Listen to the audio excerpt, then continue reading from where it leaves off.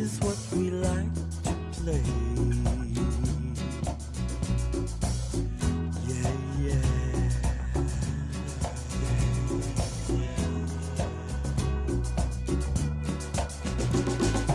All day, all day, all day, all day,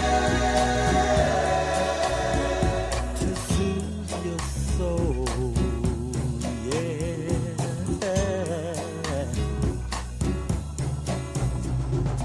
All day at the beach, all party in town, making love or just riding around to soothe your mind. Yeah.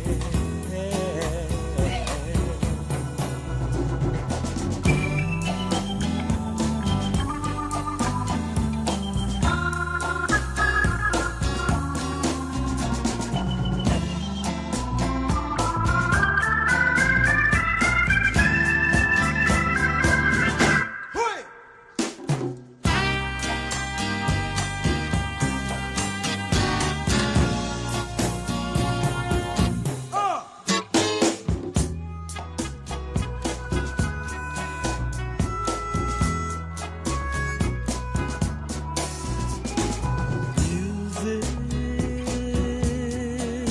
is what we like to play. Yeah, yeah.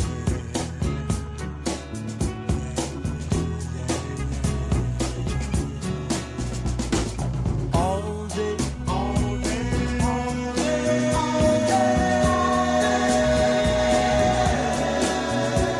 to soothe your soul. Yeah.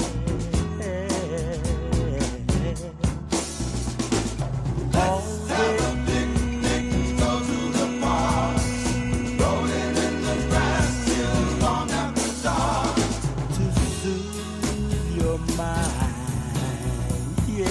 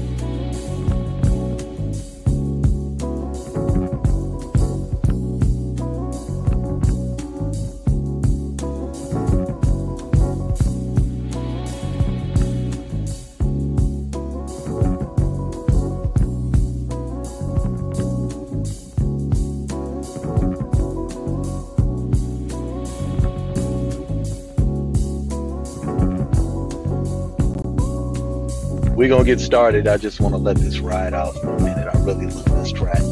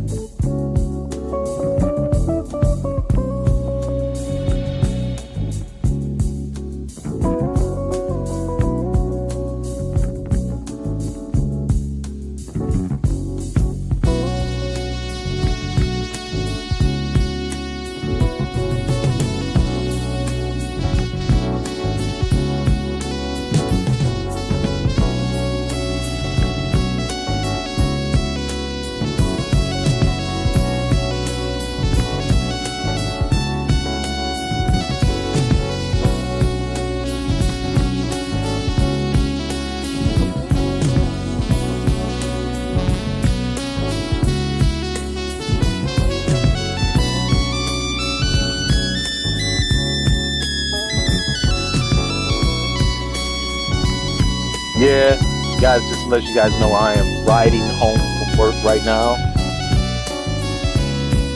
I love Cool in the Gang.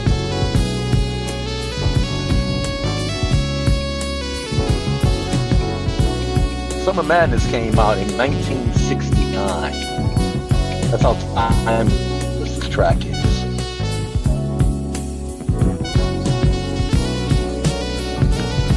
Cool.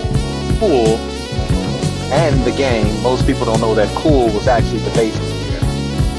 He was not the lead singer. That is J.T. Taylor. He joined the group in 1978.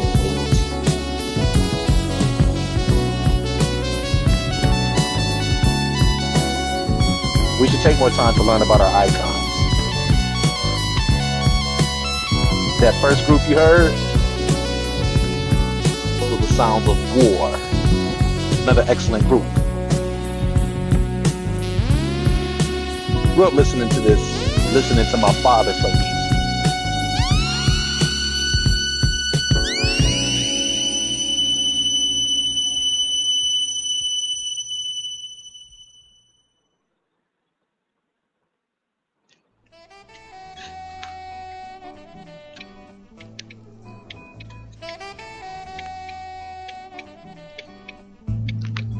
With that being said, we're going to go ahead and get this thing started because there's a lot that I have to say.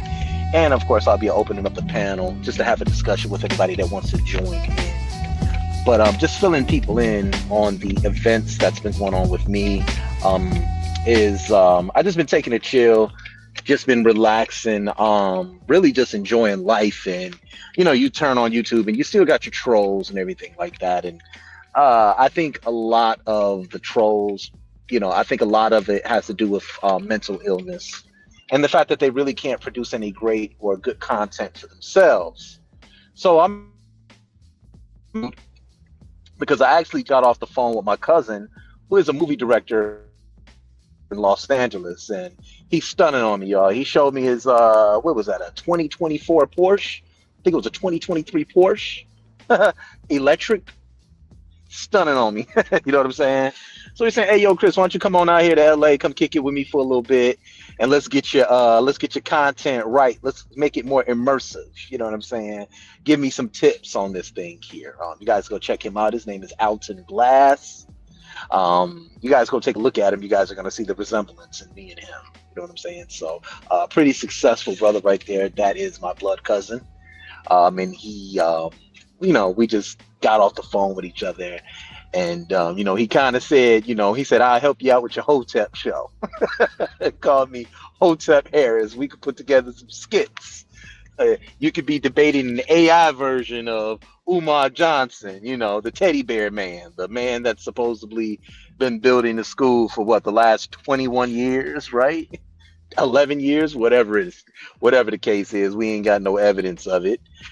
Just like we ain't got no evidence of Hebrew. in Africa. We ain't got no evidence of it nowhere, right? So I'm gonna give a shout out to everybody tuning in, guys. I'm actually decompressing from work, and I always say this platform also serves as somewhat of a coping mechanism next to, since the person wanted to troll her, next to kicking it with my sis Neo X. What most people don't understand is she has a great ear and she knows how to listen without passing any judgment at all. So yes, she does serve coping mechanism sometimes when I just need to from work and have conversations with her, as well as brother C Dot. You know what I'm saying? Because C Dot gonna keep it real with me if I've made a mistake somewhere. He just keeps it real. You know what I'm saying? So, with that being said, guys, I'm gonna say peace to you all, man. I hope y'all had a great day at work. I just want to kind of like hip you guys to some of the things I've been noticing here on social media or in our world, right? Because we visit YouTube to be edutained. We visit YouTube to learn and to be entertained, in case people don't know what edutainment is, right? So one of the things I've learned how to do is listen and just ask questions sometimes.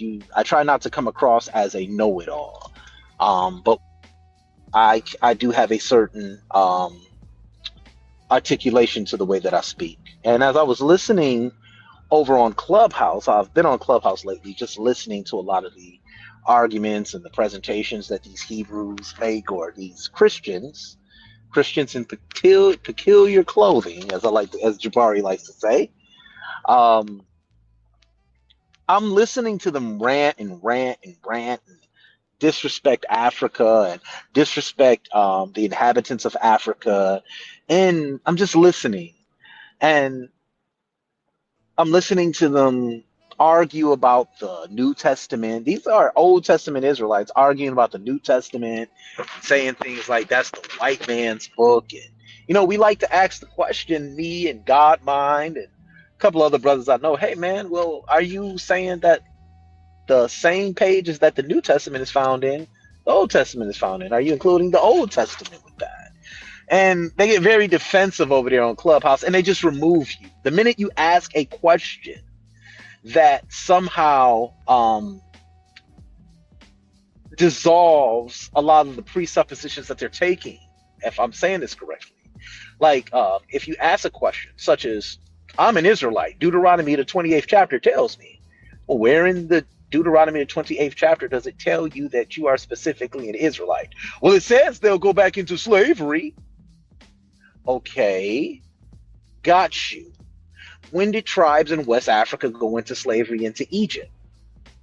No, they were in Israel first. Where do they say this? Where do the people claim to be Israelites? They forgot about their heritage. Jeremiah, the book of Jeremiah says that.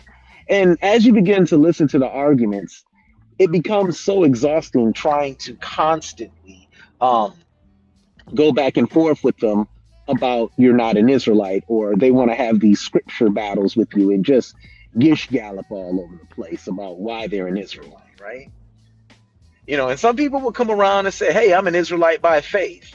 Then that means you're not an Israelite, because faith, according to the Bible, means the substance of things not seen nor proven. So that's there. You can't have faith. The Bible is telling you explicitly, is telling you explicitly what faith is. It's explaining it to you. It's the substance of things not seen. So how are you a Israelite by faith? You just believe it. Well, I don't have no argument with you there. But for those that are trying to say that they were Israelites on Clubhouse, I dare not say the room over here that I was in, because I found the room to be a joke. I came on there and said, hey, man, I'm just listening in, and they know who I am. But I just want to know, how does Deuteronomy 28, how does this pertain to black people over here in America? And he says, well, one person said, I don't teach that. This is about, black people. And I was just like, okay, so how are you an Israelite then? Well, the migration patterns. What migration patterns, right? Just follow me, guys, right? Just follow me along here. Shout out to all 58 people tuning in. Thank you for tuning in. If you're saying migration patterns, then you should show me some archaeological evidence, some anthropological evidence to show that. So then he tells me, well, go look at the 1492. 14, oh Lord, here we go again. 1492. Okay, so where does it say that Africans in 1492 are the real Hebrews? Well, it say Jews left Spain and came to Africa. Well, wait a minute. I'm confused now.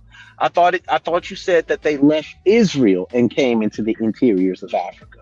Why are you talking about 1492 now? You've gone from 70 AD to 1492. How'd you jump up 423 years? I'm confused. Well, it says Jews. Okay, those are Jews. Are Jews Israelites? Because they'll say on one hand, Jews aren't Israelites and Israelites aren't Jews. Jews are imposters, but then you run to a source that say Jews fled to Africa. Okay, cool. I'm going to give you that. Are they Jewish by ethnicity or Jewish by practice? Because we have pictures of the Jews that were in Spain, right? And we know a lot of the rabbis that were in the schools of Timbuktu, which was a trading and learning center for the most part. They were white. So we know Jews came into the interiors after the Alhambra decree, saying Jews could no longer practice their religion in Spain. Fled into something that they were very familiar with because they had what? They had knowledge of the interiors of Africa through what? The slave trade with the kingdom of the Congo kingdom, right? So as I'm trying to explain this, I'm just trying to explain Deuteronomy 28 and 68. I necessarily don't even want to get into a historical argument because I see you don't have the comprehension there. We know Africans were converts into the religion of Judaism, and we know Jews taught Judaism. A Jew is not an Israelite. I will give them that. But you're not going to use the Alhambra decree to try to prove that Jews were in West Africa. Where were Israelites in West Africa? Where are the Israelites in West Africa prior to colonialization? Right? Maybe I got to do a lesson on this and show everybody once again, there were people that were there that were sitting up there looking at the traditions of West Africans. Pierre Labat in the book the Portuguese and West Africa. They were there. Right? Those were called Sephardic Jews. You had Portuguese Jews, Sephardic Jews, Spanish Jews, all different types and different forms of Judaism being taught to the indigenous people there. So let's stop here. Let's go to Deuteronomy 28, verse 68. Deuteronomy 28, verse 68 clearly says, and you will go to Egypt again in ships, by way of which I said you shall go no more. And you will offer yourselves to be bondmen, sell yourselves as bondmen and bondwomen, and no man shall buy you. No one shall buy you. Well, what the Hebrew tries to do at this point, this is where it gets real tricky at. He tries to say, oh, that word means redeemed. No man can redeem you because your brother can come and redeem you out of slavery. And I said, that's interesting. So I'll let him talk. And I said, so are you saying that families weren't paying for their own family members to be bought out of slavery in the Americas? Because we have records of that. We have records of families from the North going back into the South and purchasing their family members out of slavery. We have records of that. Are you saying that? But they were still slaves, though. No. There is a such thing as a slave, but were they in bondage anymore? See, you can't have it both ways, right? Give me 1 second, fam. I want to prove my point here.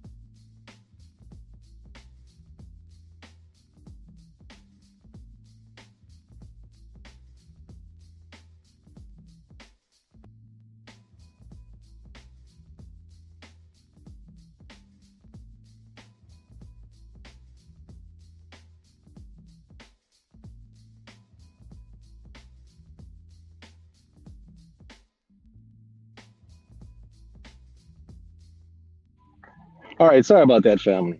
So the word used there is makar, right? Makar.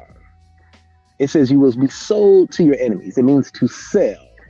We know the Hebrew laws state that they can sell themselves into slavery, right? Here's the key how you debunk that.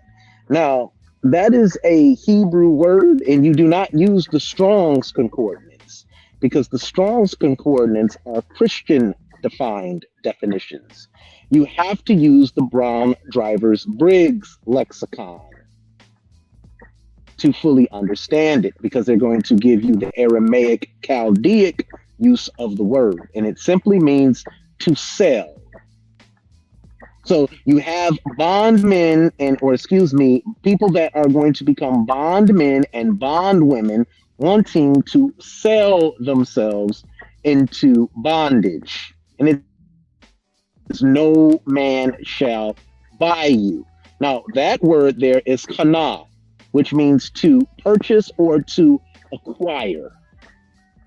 This does not fit our narrative in the United States of America or as Africans were being sold into the New World or brought over here through the Middle Passage into the New World.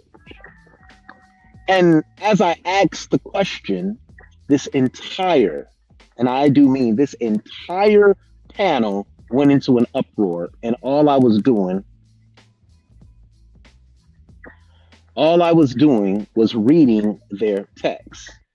Now, it's funny when you read the text to them, they don't want to accept what's in there.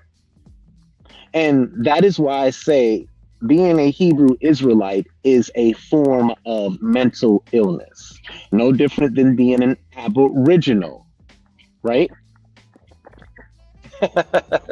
Suave, you silly. So, as I defined the terms, as I was defining the terms and defining what their words mean, they began to argue and fight with me about what's in the text. They tried to say, oh, that doesn't mean what you're saying it means. I'm sorry, I'm reading it right out of your text. I'm reading the usage of the word. I'm reading the usage of the word. I'm reading how it's used. And you have a problem with that? Why? And then I was removed from a panel. Now, the reason why they want to remove you from the panel on Clubhouse is because now you pose a threat to their echo chamber. Because people that are listening, because adults have something called listening skills and comprehension. And as long as they are on their teaching and they are the ones teaching their doctrine, they want to be the only ones teaching their doctrine. They want to be the only ones on their teaching. They don't want anybody else teaching their followers that they're not Israelites. That's a problem, because it's really what you're saying is, I want to continue to live a lie. Let me live comfortably in my lie. I don't care about the truth. I only want to live in the lie. I don't care if I'm misunderstanding this. I want to feel special. And a lot of that is because of our conditions in the United States of America. Well, I want to say this, and I don't think anybody can fight back against me on this. Yes, there is racism that exists. Yes, there are things that allow us, disallow us to get into certain arenas. I'm not saying that it's not. That'd be stupid of me to say. But what I'm telling you is you can still create your own destiny, and you do not need a Bible put together by the same people who enslaved you, and then you want to sit up there your entire time and say you hate the people that enslaved you, but you read their texts. That is a complete contradiction, and your logic now needs to be questioned. I want you guys to pay attention. It's so simple. When we were brought over here into America, into the Americas, did we sell ourselves and were we bought? No. We did not sell ourselves. and we were sold and we were purchased. It clearly says no man shall buy you. And then they want to start playing with the word and try and say, no, that's talking about being redeemed. Well, what about 1866, the Emancipation Proclamation? What about the fact 1866, the Emancipation Proclamation, slaves being purchased out of slavery? What about all of those other instances? Is that a form of being redeemed? Because it says you, if you're saying that, then it means you will not be redeemed, right? No freedom will be given to you, right? Is that what you're saying? Well, you're live now talking to everybody on the air, and no one is telling you you can't teach the Bible. No one is telling you that you can't be an Israelite. You're not enslaved, right? You're not in a position, or you're not you're not in a position of drudgery or being dragged through the mud all day as a slave, as our ancestors were. You're not in those positions. And the conditions that are being spoken about here in this text, it doesn't fit you at all. It doesn't fit our narrative, the middle passage. It's the transatlantic slave trade. It didn't even go to the four corners of the world. It was on the Western Hemisphere. So what they're doing is just shoehorning the Bible, talking and mentioning Bible verses, and then they try to come up with some historical points of emphasis to try and say, well, go look at this and go look at that. And they don't give you any references. They don't give you any sources because they know you're going to vet them on the spot. But the problem is, not only the mental illness exists, we have what I like to call channels, right? Or devices that help help the mental illness progress, right? Like Clubhouse. Really what they're saying is only people who believe like this can come in here and talk to us about this. You don't believe the Bible, so therefore you can't question us.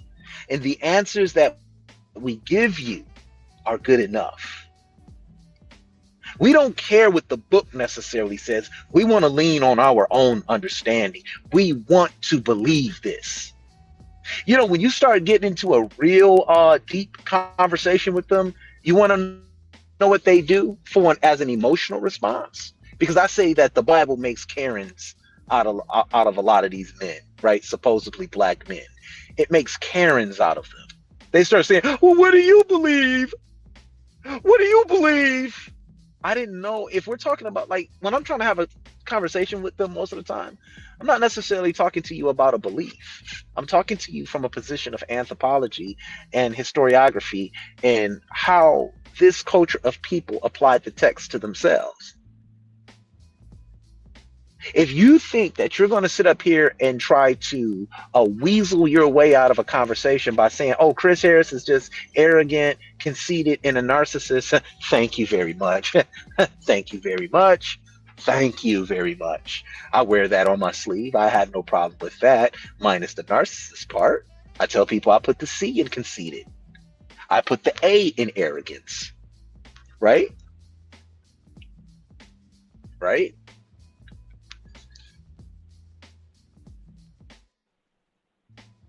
But do you want to know or do you want to believe? Because if you're just sitting around and you're believing, if you're just sitting around and then you're believing, you're just telling me I'm ignorant. You're just telling the whole world you're ignorant and that you don't have a real focus or understanding on history.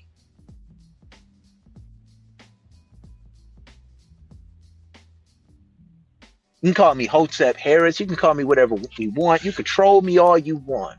The bottom line is there's a mental illness that exists within you that you can't comprehend history. You're always showing me some colonized version of history. But when you go and talk to the people of West Africa themselves, and you look into antiquity, you don't see any tribe of Judah. That map was put together by Emmanuel Bowen.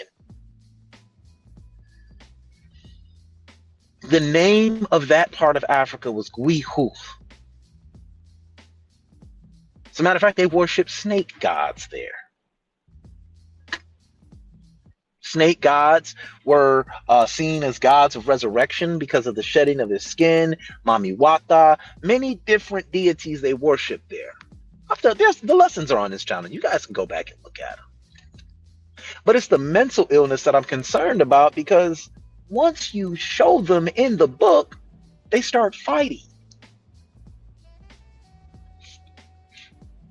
And they'll ignore what's in the text, and that's critical. It's very critical that they should be wanting to understand what's in their text versus arguing with me. You should be thanking me. You know what? I never seen this before. See, it's all good to beat up on Jesus. Old Testament Hebrews love beating up on Jesus, right? It makes them feel powerful. It makes them feel smart. It makes them feel wanted. But Jesus of the Bible, he has the same mythological value that David did, that Moses did, that he has the same story as Joseph. The archetypes are there. The typology is there. It's all in there. It's all the same thing. God's chosen son, God's king who's going to resurrect and come back and rule his kingdom. It's all the same thing. See, I don't care that you believe, but what I get offended at is when you try to tell me after I've read something to you,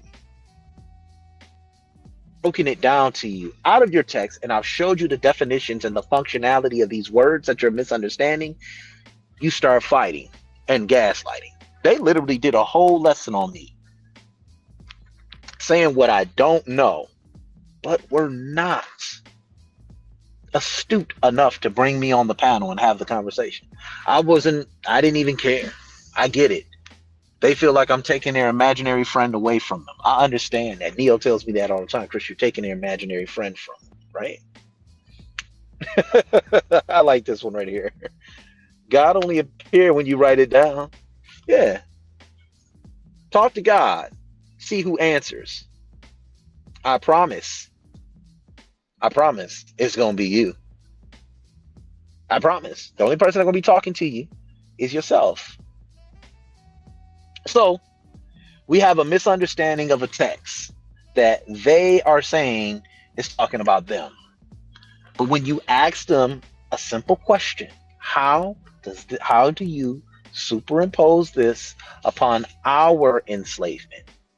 And they didn't want to answer it. They said, oh no, you can only ask a question based on what it's talking about. I said, the name of the lesson clearly says, how do we prove that you're an Israelite? That's what the name of the show. I've been listening to you for 30 minutes, and then you're going to tell me what type of question I can ask? You know, they're very gaslightish. You know what I'm saying? It's really, I'm starting to see it's very exhausting, and it's really a waste of my time. I've debated with Christian apologists over there. I've showed you guys, and my plan has been working to a T. Why are you talking to me about your church fathers when I'm talking to you about your so-called word of God? Why are you talking to me about your church fathers? If you got God, why do you keep talking to me about church father history? I don't care about any of that. I'm telling you what's in your text. They don't like talking about what's in the text because they like to bloviate about their church history. Listen, guys, fuck their church history. Excuse my language. Fuck their church history. Who cares? They were just murderers of indigenous peoples in the New World and in the Old World. Sabio, am I lying? Me and Sabio have read the book. It's never been a peaceful religion. Genocide, slavery, kidnapping. It all follows this religion everywhere it goes. Everywhere. And you want to be part of that. Right? You have Vocab Malone, who is now doing lessons on Malcolm X, aka MC Get Busy. He's doing lessons against Malcolm X, a Calvinist. You know why? Because we're constantly reading his text. Let them have their text. Let them have it. We don't need it. We predate that shit. We predate all of this. You should just ask him, hey, what's the point of worshiping something and talking to something that doesn't answer? What did your mother tell you when you would ask her for something, or your father tell you when you would ask him for something? He would say, yeah, I'll get it for you, right? Or he would say no. If your mother and father said they'll get you the PlayStation 4 or the PlayStation 5, you're gonna wait in line. If they're great parents, which I'm pretty sure people have great parents, right? They're gonna get it for you. You're expecting it, right? And if they tell you no, you're not expecting it, right? Now go ask God for something and see if you get an answer. See, really, with the Christian apologists, you want to know who God is? They're church fathers, because God could be somebody of supreme authority. So when we say this is the word, when I tell you all this is the word of God, it is. It's the word of the supreme authorities that commissioned this Bible to be written. Yes, making sense now, don't it? Go look up the definition of God. Get at me. In the Christian sense, it's the creator of the whole world. He even created the sun on like the fourth or third day. Right? He forgot that part. And you want to know how Hebrews are now compensating for that? That was Jesus. So see, you need the New Testament. So Jesus is Johnny Blaze now, Johnny Flames from the Fantastic Four. He could just light up the whole world. He's an Omega level mutant, right? Jesus is the Son. Jesus is God. Jesus is anything you want him to be in an argument. That's why I'm starting to see that we're really just going in circles. The guy asked me, "Why? If you don't believe it, then why are you arguing it?" Well, do you want to have that conversation? Because I'm trying to respect your room. You're just arrogant now. He's gone into full blown. He's a victim. You silly niggas. You silly ass niggas. Excuse my language. Because you're not astute enough to have the conversation. You want to play victim now. You want to cry wolf. You're cursed. See, if I asked my mom and dad for something and they got it for me when I was younger, I got it. You could pray all day long. God ain't gonna give you nothing. He ain't give you shit. It only makes you feel better because you're alleviating yourself from the unknown. So when the good news comes, you praise God. But God had nothing to do with your circumstance. Your circumstance happens by chance. And based on the decisions that you make every day,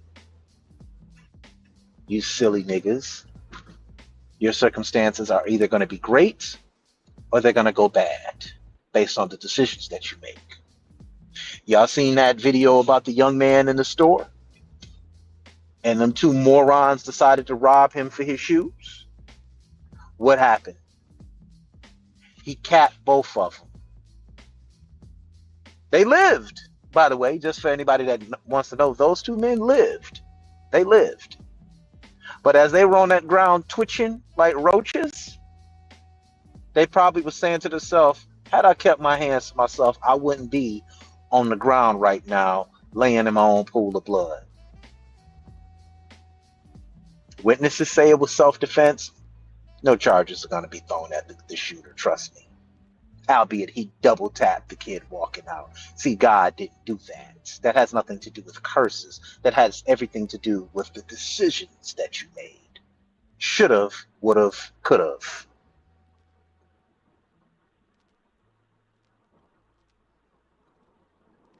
And that's where I stand at with this whole thing. If you are literally live on Clubhouse 4-5 hours of your day, saying that you are this group of people and you can't prove it. You know what they even said? If you prove it 10%, then it's not proof.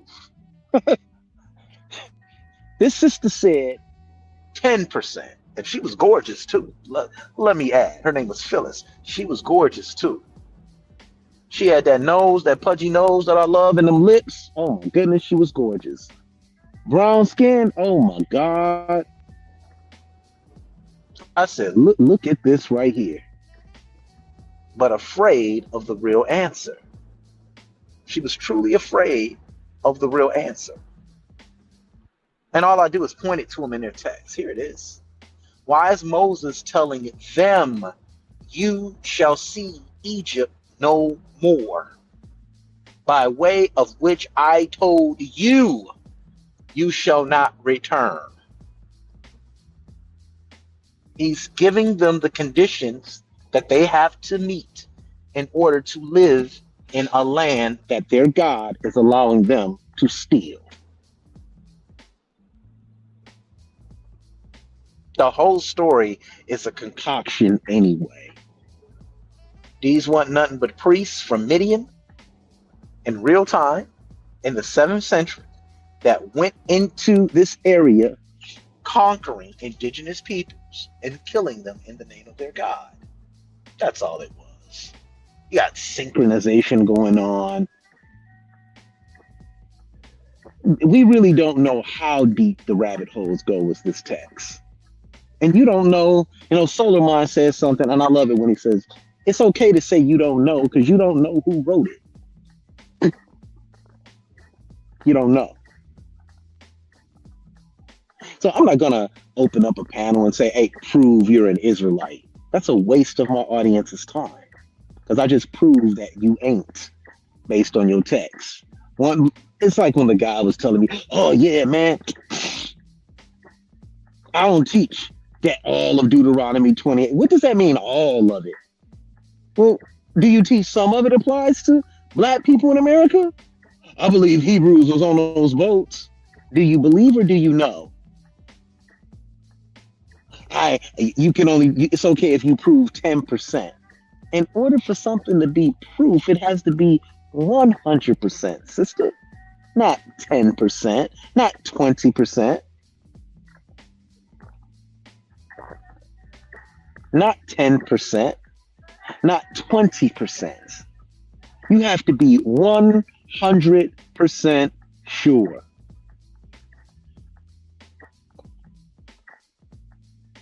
What are you doing?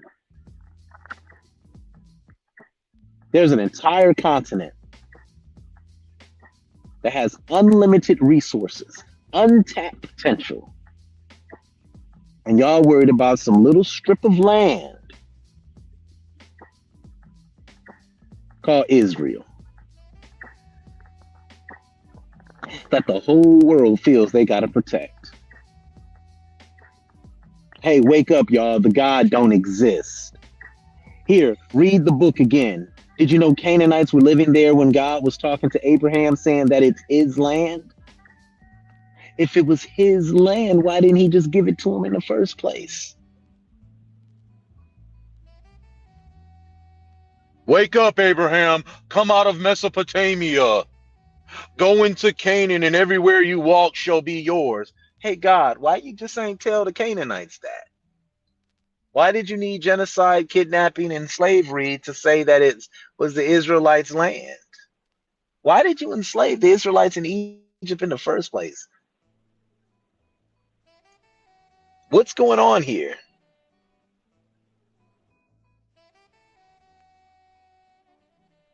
Look, West Ethiopian says and like I said, this is a cop-out. Why does it not say in Deuteronomy 28, if you fit these curses, you are an Israelite? Why does it not say, where does it say black people in America are Israelites to begin with? And Moses is talking to them.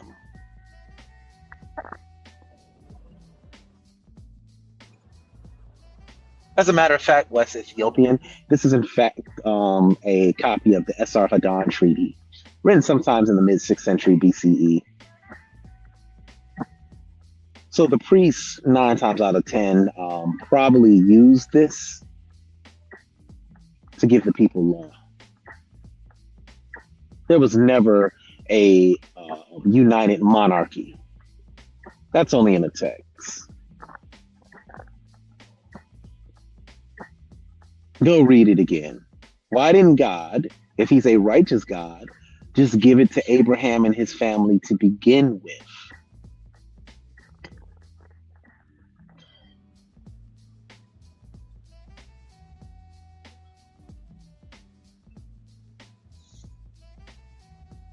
That's all I want to know. Here, whenever I see somebody that looks like they want to have a conversation about it, I like to do this because I don't never want you to walk away and saying or telling your friends or the people you know he doesn't let people on the panel. I place it in there. I put it in there so you can hit the link and say, hey, I disagree with you and this is why. Because unlike Clubhouse, I can actually have a conversation with people who disagree with me, and I can prove to my listening audience why you're wrong. Because no matter how I feel or what I say, you're not going to walk away and say, yeah, you're right, Chris. You're going to swing and fight for all your might. That's what you're going to do.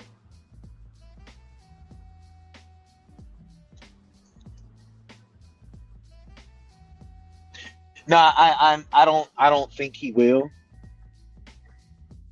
I don't think he will.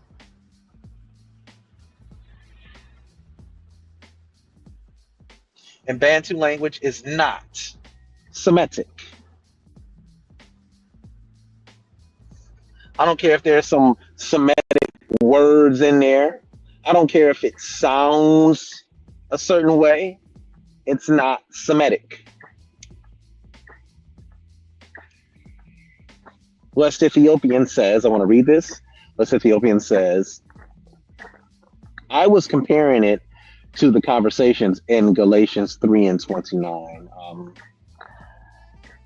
Sure. Sure. Can I prove I'm from Africa? Yeah.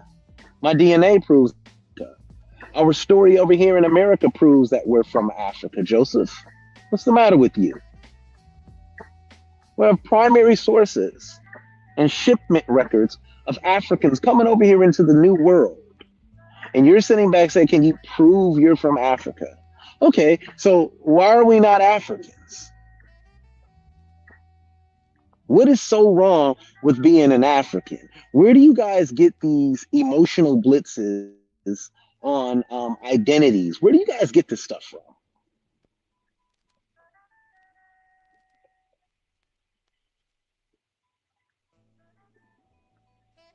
Where are you guys getting this stuff from? You've been African your whole life. You become a Hebrew, you leave the Hebrew camps, and now you are you stuck in that Abo stuff? Because all that comes from Moorish supremacy, those Moorish supremacist doctrines, giving you all this nonsense. And guess where that came from? Dr. York.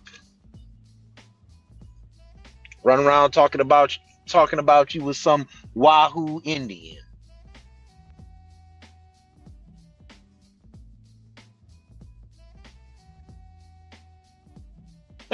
Tahuti said a mirror proves we're African. I mean, what does the history say? Oh, let me guess, copper colored, huh? As if the indigenous natives here didn't have that tone.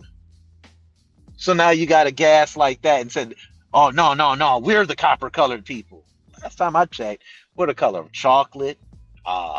We're the color of brown. Yeah, we can have some copper sprinkled in there from time to time.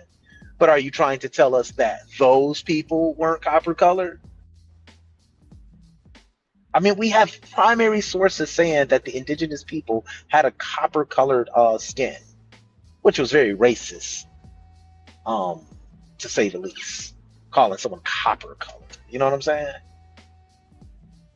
This is why they removed the Cleveland Indians logo, because he had red skin. Red, remember, red engines. They had to remove all of that. The Washington Redskins, right? You go look at the Washington Redskins logo. It wasn't even red. It was copper colored. But yeah, but it's you though. It's us, right?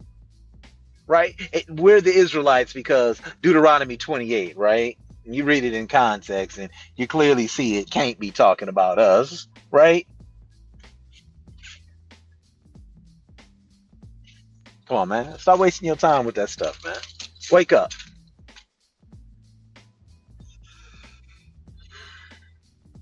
Okay. West Ethiopian. No smoke, man. No smoke. No smoke. I comprehend you. You cleared it up. Thank you.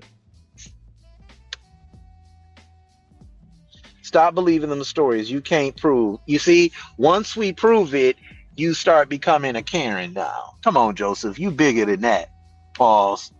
You better than that, man. Come on here and tell everybody why you're not an African. Believing stories.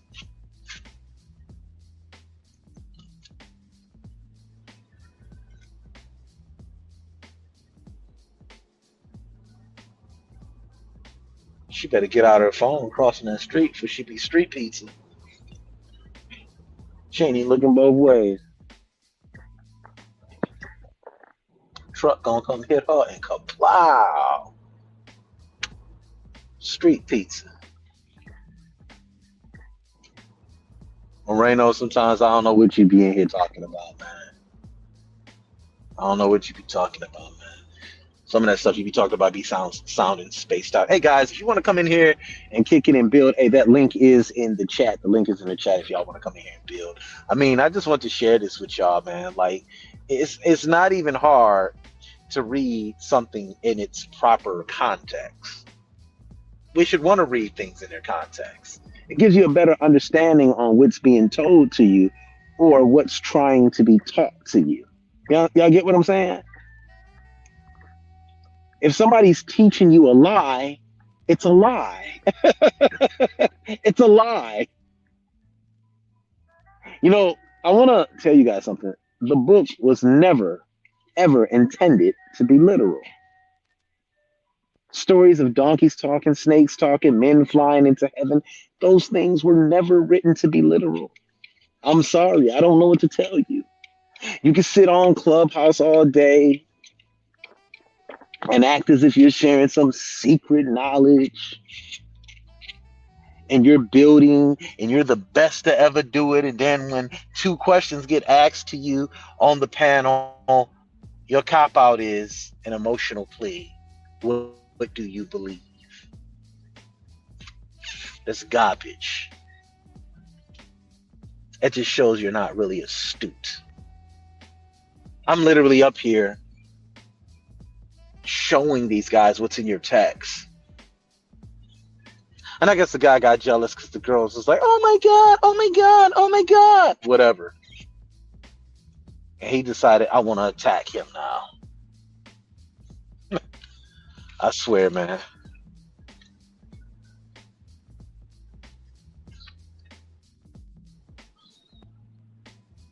I got you, West Ethiopian, no big deal. You ain't no enemy here. Just mock some days. He says, it's just not a modern thing. Post-slavery, it wasn't easy being an African, so black people would not want that attached to their identity. I had elders tell me they weren't African. That's true. It's true. It's why some African women were marrying Indians or indigenous Americans. It's because they wanted their children to be free. That's why they were doing that.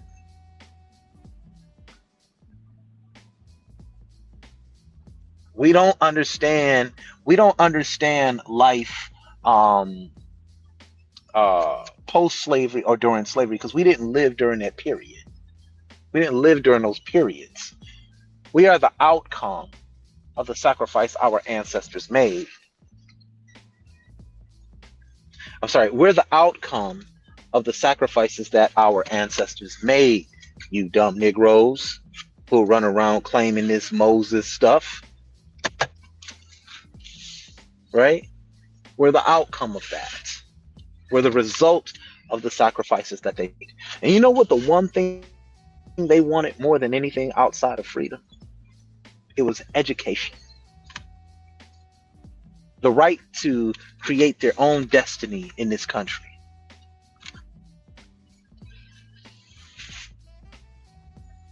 That's what they wanted. Creating their own destiny and education.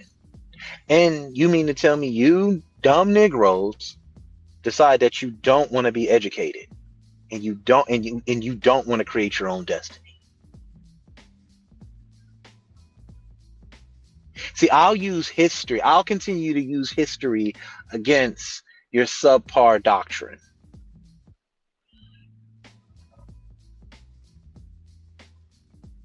I'm going to continue to do that. As a matter of fact, I'm enjoying that.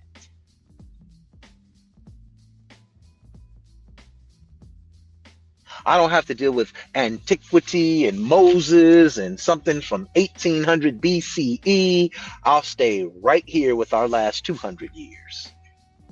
What were we fighting for? See, when you go back to Deuteronomy 28, verse 68, and no man shall buy you, they'll argue redeemed. Well, what about when we were freed as slaves? Did our freedom follow into Israel? Did they say, hey, go back into Israel? It's yours. You're free. Do you guys understand the smoking gun that is the Bible when you apply it incorrectly?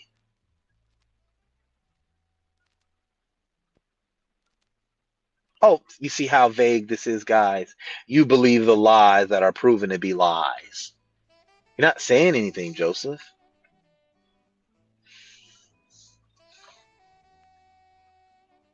You're not saying anything. Are there any Israelites in here that want to come up here and prove that you're, in fact, an Israelite? You should be able to come up here and prove it. And I get it. You know what I've been understanding lately, guys? They don't come on here because I don't believe it.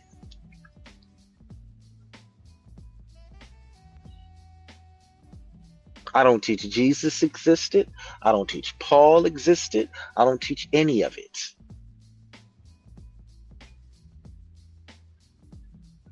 I debunk it, debunk it, debunk it. I am the true envisionment of a skeptic.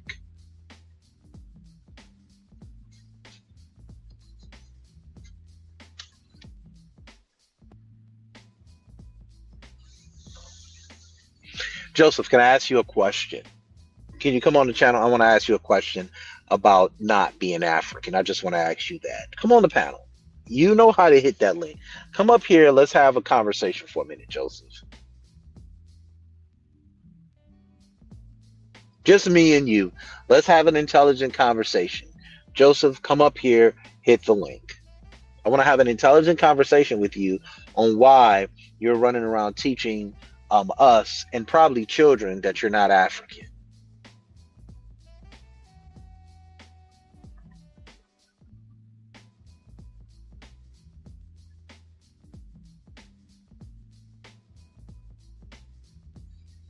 No, I don't think he's scared.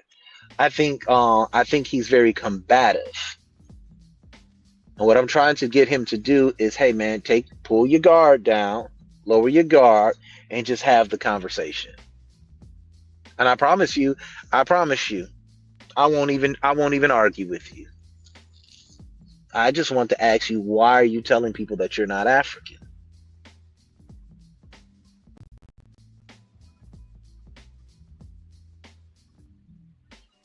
We have an entire history that teaches us who we are and is telling us who we are. And you would rather instead deal with a vague argument such as we're abos and everything they taught you was lies. That's why you believe the lies. How do you live with that? What do I do with that?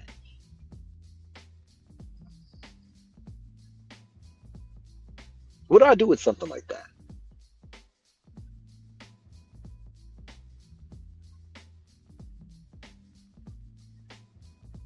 You Negroes choose to be so vague because you're trying to, what I want to do, find your loaded question. You're trying to keep figuring out a way. How can I ask him, smoking? How can I keep the smoke and mirror arguments going? That's all y'all try to do. You don't want to say too much because you don't want to be vetted. You want to keep in your mind.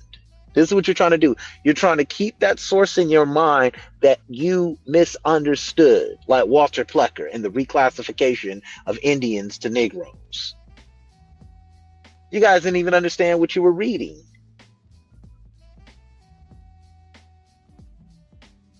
Yes, sir. Let's go Detroit. Yes, sir.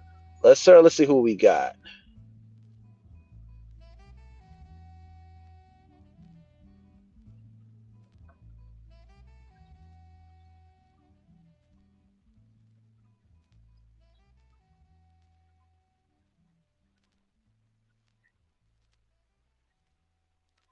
Let me see who else is.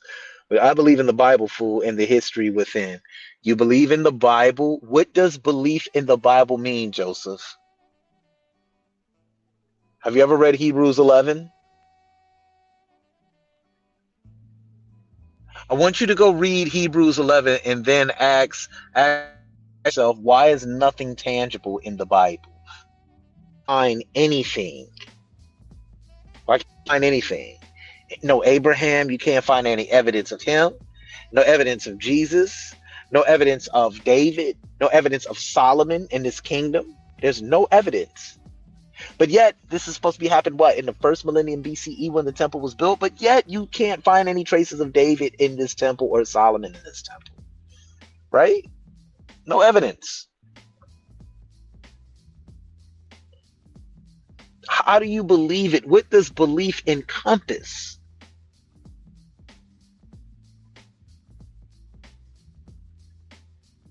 I mean, that's simple. If you say you believe the Bible and the history with it, I'm with you on that. Just explain to me what encompasses a belief.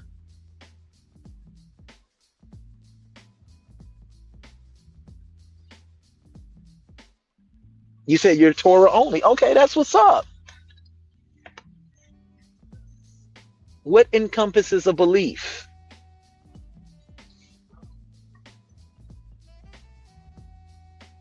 I want to read something to you. I want to read something to you. I'm going to read this to you found in your Torah, okay?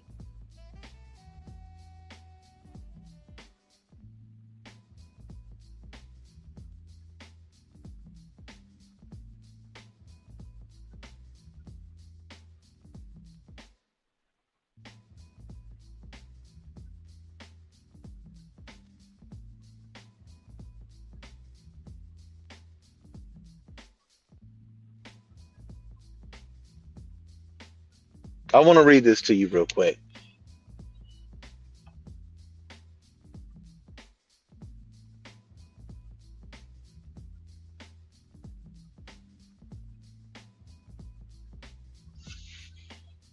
All right, here it is right here.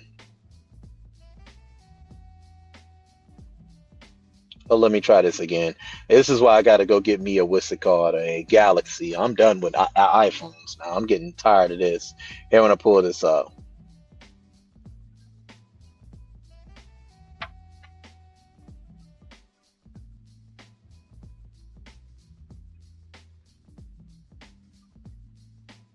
Here it is right here.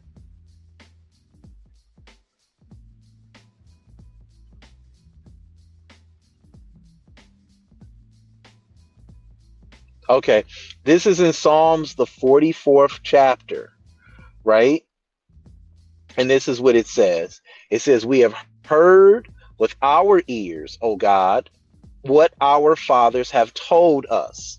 Heard it with our ears, O God, what our ancestors told us of what you did in their days long ago.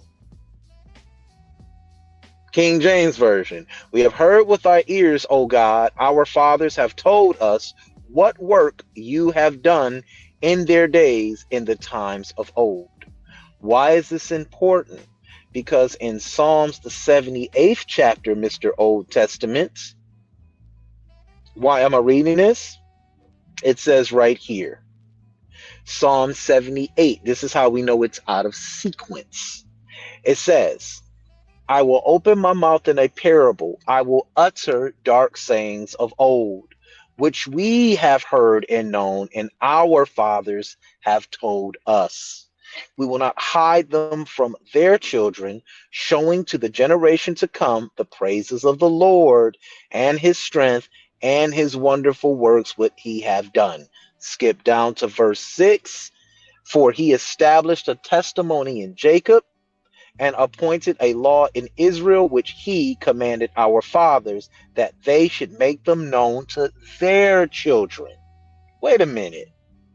That the generation to come might know them, even the children which should be born, who should arise and declare them to their children. So here it is, the deity. You have a song, and it's just telling everyone to repeat this over and over and over again so that people can believe. Old Testament Negro.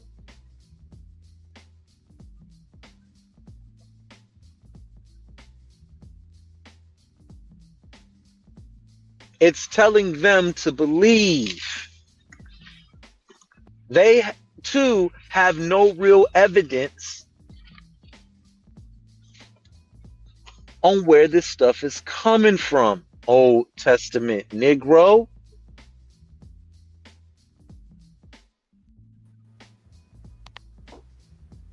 What's up, brother Shamar? How you doing? Shalai, excuse What me. How you doing? what's popping? What's popping, bro? I'm just here enjoying the build, man. I ain't got no challenges, no problems with none of that. They can't prove the Hebrew and all that. So, I'm here for the build, man. What No we doubt. doing? What's up, Sabio? How you doing? Ah, lovely. What up, Chris? Beautiful build, Joe. Beautiful information. I appreciate what you've been saying. And one thing that there's another question that I formulated. I don't know. I know Hebrew has been able to answer it, but the question is, when was Hellenism ever in Central and West Africa? It never reached it. Okay, then. So this cannot be a Western Central African ideology or book because we know the Bible is a Hellenized book, right? Hmm. Okay, so why are they playing with us like we're stupid? Exactly. So I want to, and this is what I'm saying. I thought JJ or Joseph Johnson was going to come up here and actually have the fortitude to come up here, but it's okay. He's a chat demon. I got him. You know what I'm saying? I've been knowing of him for a minute. And once again, you have in two of your songs, that it's telling you to just believe. That's what it's telling you. There's no proof. It's telling you to just believe. That's it. That's what myth is for. Sabio, Jamar, what's the fastest way to communicate something? Or what was one of the fastest ways to communicate something in antiquity? Through what? Spoken or oral Spoken word, word, Spoken word. What about song, dance, song, and tradition? songs for right? sure. That Yep, was part of songs. it. Yep, That was the yep, major Through part of the songs, spoken right? word. yep. There you go, because a song was catchy and it was easy to To remember. remember. So you Yep. would To sing children. the songs. There you go. Teach the children what? The Psalms. What are Psalms? Songs. Songs. Yep. There you go. If anybody know you should have learned that in church. If you Facts. should Exactly. you should have learned that the Book of Psalms was to be accompanied by music. One of the first things we hear is the song, Yes, Jesus Loved Me, for the Bible tells me so. There you go. And what does that do? You have kids singing, Yes, Jesus loves me. Yes, Jesus loves me. Yes, Jesus loves me because my Bible tells me so. It never said Jesus tells you so. It's indoctrinating children to get Yep. involved in Bible doctrines. So it He says, said it my Bible tells me so. What does a child look for from an adult? What do children look for? guidance. Guidance, understanding, teaching, Guidance. What else? Teaching. What about affection? all that. Right? So when they're looking for affection, and you were singing a song at an early age about a man loving you and protecting you, as we all know the song by heart. I've been to Catholic school. Guess what? Guess what? You're going to start getting into Bible doctrine. And if you're not getting into Bible doctrine, you're going to feel guilty because they're going to teach you if you don't believe in Jesus or Jesus loves you, you're going to do what? You're going to go to Go to hell. hell. So It's are you simple. so are you saying indoctrinating children at the age of 3 who barely that and you wouldn't have a financial literacy conversation with a 3-year-old. So why would you No, have a you wouldn't. conversation about hell with a 3-year-old? Right. Because financial literacy is not going to frighten a child, but the uh but to tell a child that you're going to be scorching in hell for the rest of your life, or you're going to be in pain for the rest of your life, guess what? That right there will scare a child, and it'll force them to start reading the Bible and conforming to a societal standard which is found in the Bible. You see what I'm So you saying? That's so you're all it's saying teaching. so you're saying the Bible is an effective way to cut off the thinking, turn off thinking. Oh yeah, we could just go on Clubhouse right now. I challenge anybody. Go on Clubhouse, log on, and look at the hundreds of brothers and sisters that are on there not thinking, just regurgitating some text from the Bronze Age period that isn't even applicable today. Of course. Mm. And you know what? I could agree with you on that because when I was a Christian, I didn't challenge any of the things that I read. I just accepted it. It was when I started questioning and looking like, hold on, this doesn't make sense. Hmm. How is this happening? You know? That I started Let's reading it without see. the belief lens.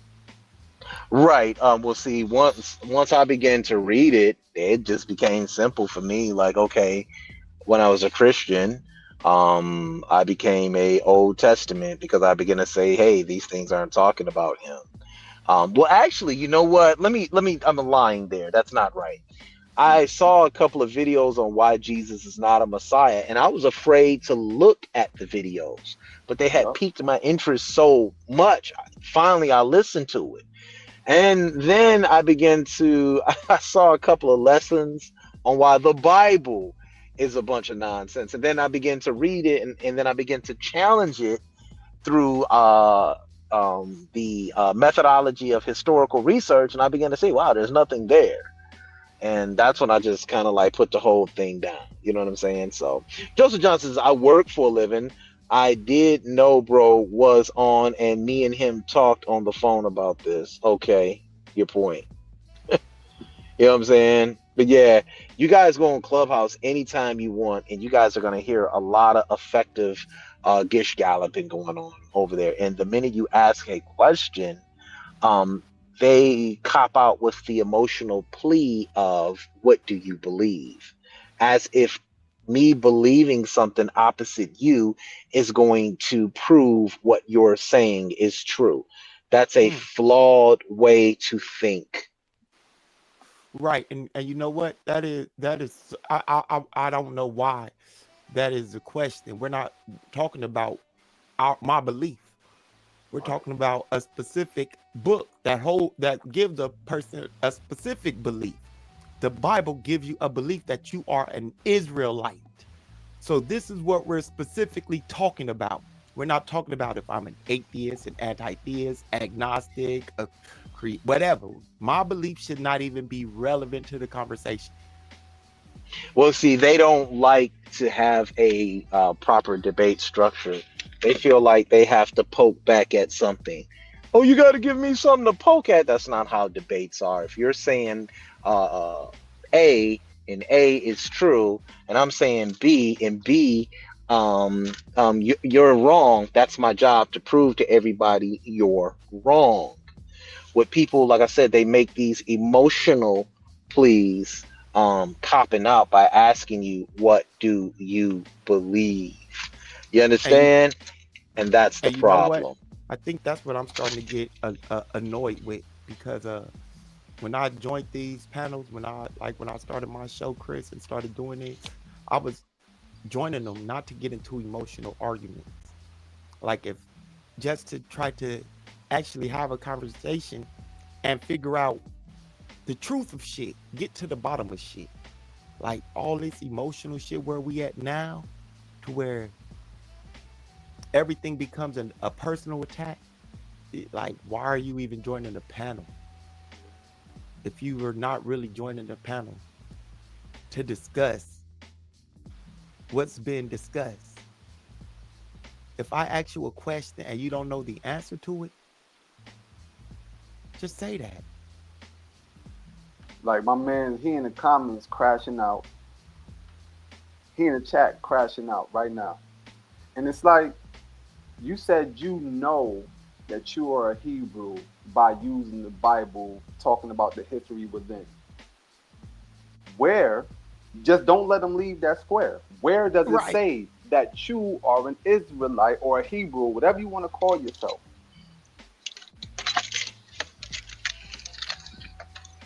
That's crazy. In the Bible, right? That In the you Bible.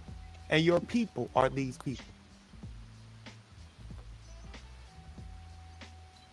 It's crazy. And don't man. tell me about genealogy, because when you mention and see, that's another game they like to try to play with us, or Paul. They like to try to use the word genealogy.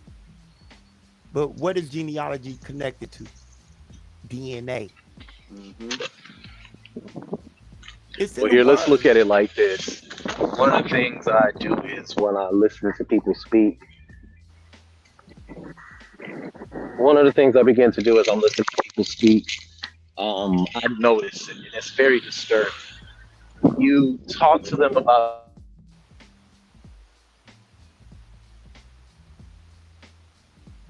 You lost you. Yeah, we Paul. lost you for that. Yeah, they'll run to Paul. But then when You you got to talk to start them over. about what, We lost you. oh, okay, what I'm saying is when you start to speak to them about what Jesus is written, what's written about Jesus saying in the book, they want to run to Paul. But when you talk to them about what Paul is doing in the book, they run to Jesus. So you really can't have a conversation with them. You just have to try to have a rational conversation with them and make them think. Just ask them questions, right? I like to ask rational questions. Well, if Jesus ought to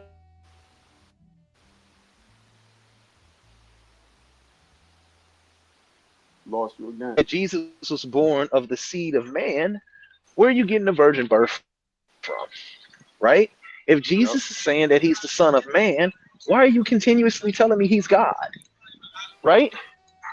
That's all I ever say. And you just watch them have meltdowns. I go on Christian apologist channels all the time. Some that I will never let these Negroes know, because they'll come over there trolling, tearing down everything that they come across. And the bottom line is they're never able, man, that's loud. They're never able to have a rational conversation. And that's very disturbing. Yeah, it is, because their belief gets in the way of the rationality. And at that point, and I've been saying it for a minute, Yeah. when their belief overrides the rationality, then anything can go. That's why you can have two Hebrews on the same panel who don't agree, but y'all arguing about the same book. What is going on here? I thought Yahweh wasn't the author of confusion. You want to hear something? What do you call the Hebrew? What do you call the Hebrew reading a book? What? Eccentric. You stupid. You stupid. Where do atheists have their funerals? Where atheists have their funerals where anybody else will have their funerals. If an atheist want to have their funeral at a church, they might have their funeral at a church. If an atheist Wants Yep. to be cremated, they will be cremated. An atheist can have their funeral where anybody else have their funeral. It doesn't matter. Well, here So let's where do you just want it? let's. Where do you The want an one thing I want atheist to to have do a funeral? is here. What I'm trying to sit up there and say is simply, atheists have their funerals at a funeral home. Not every At a Yep. funeral funeral home home. is a Christian funeral home. Simple. All right, there you go. because Simple. because they Quite family simple. might because they family members might be church members, Yep. and they might want to have a funeral for their atheist family member. Fact. But see, y'all listen. But this is what I'm trying to tell y'all. Y'all saying too much at a funeral home. In Detroit, we got And Swanson on the west side and Verheiden on the east side.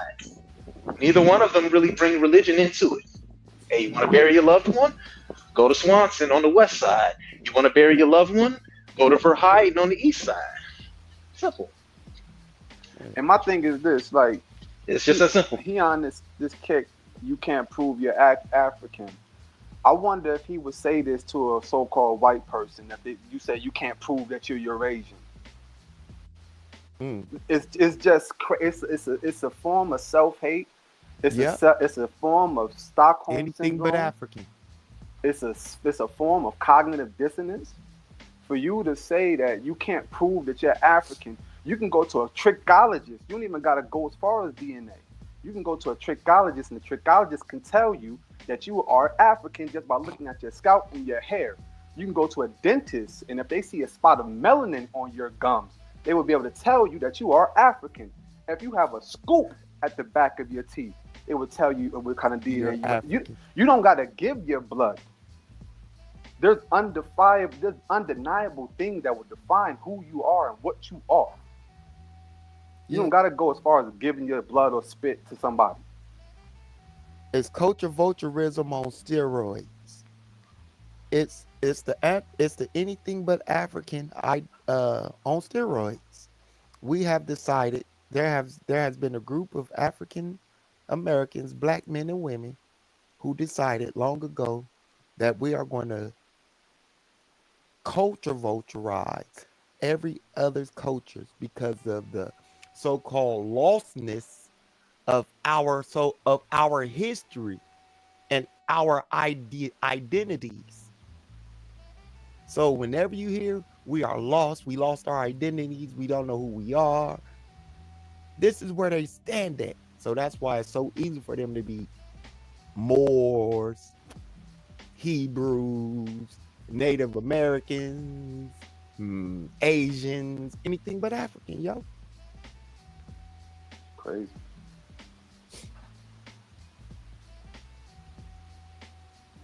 And it's super easy with the religions of from the Middle East because those have books that they can tie themselves to.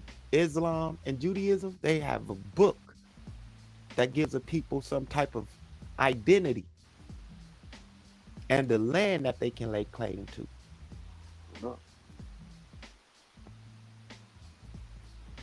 So they Peace, don't have to family. be lost. Peace, What up, peace, Sad? peace, sir. What it do? What it do? Yeah, I'm listening. And yeah, I try to sit back and like Chris is doing, analyzing the mental state that allows for these ideas to be so firmly wrapped around in people's mind. And just take geography into account. We're proud. We know the transatlantic slave trade. We understand that collectively. We understand where West and Central Africa is. How do you tie 11 people and that biblical narrative to us is impossible for me to grasp. Just geography wise, we are not those people.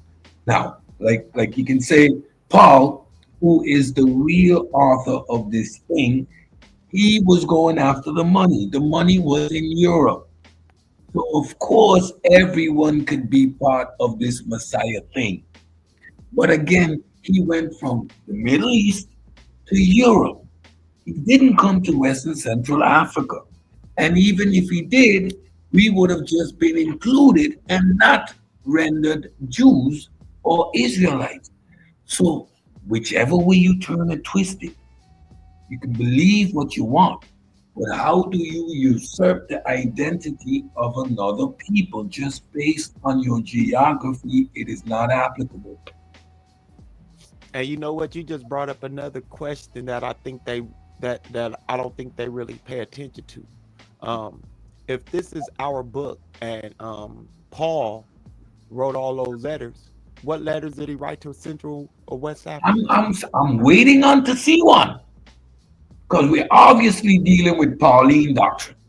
Because Jesus ain't wrote nothing, and the Gospels are just a historical tale. It is the Pauline letters that establish the structure of religion of this religion. Point blank period.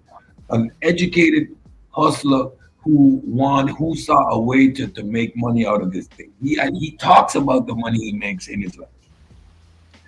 None of those letters came to West and Central Africa. None came to Igbo. None came to Yoruba. None.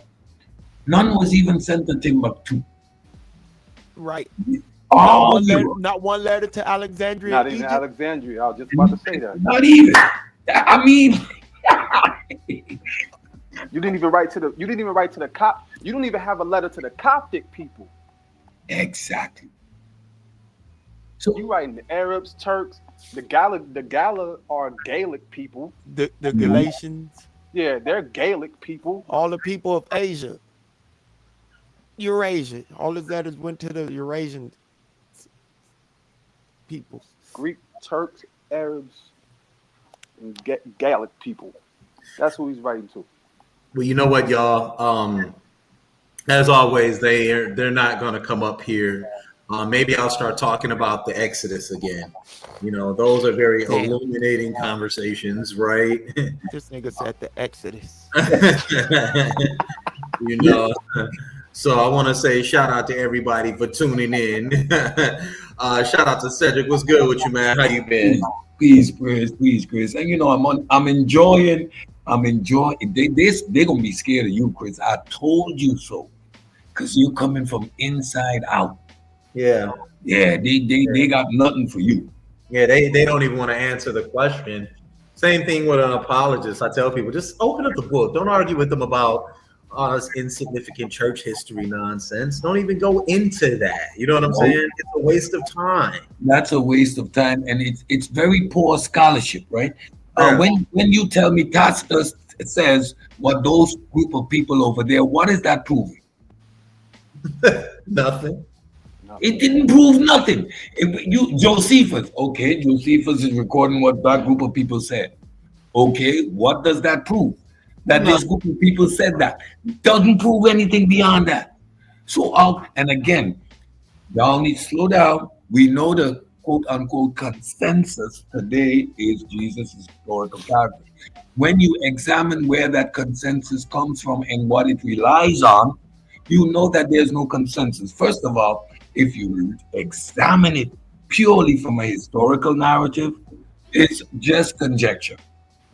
And these biblical scholars are not historical scholars. They are apologists, like you see our boy there is doing. He's an West Huff. apologist, Christian, biblical studies, PhD in biblical studies, is a PhD in fairy tale. It is a glorified apologist. Now, take historians, Richard C. Miller, and these groups, Richard, oh boy, Carrier. what's his name? Richard Carrier. These are actual historians. Go look at what Josh Bowen says. Mm. These are the people you need to go and study. These are actual historians. And then you get an accurate picture, and you see why most of them are not in the academies as they should be. Yo, Chris, What up? ignore that stupid question, West Ethiopian. He asked me the same question. Who were these Israelite kings in West Africa in the 1st and 2nd century AD? No. He's saying that when the Israelite, he's speaking in position of who were these Israelite kings in the 1st and 2nd century AD. In other words, he's saying he don't believe it. That's all. He's Yeah, saying. yeah. It's a sarcastic. okay. It's a sarcastic. Yeah, I don't know either. I wish they would tell us.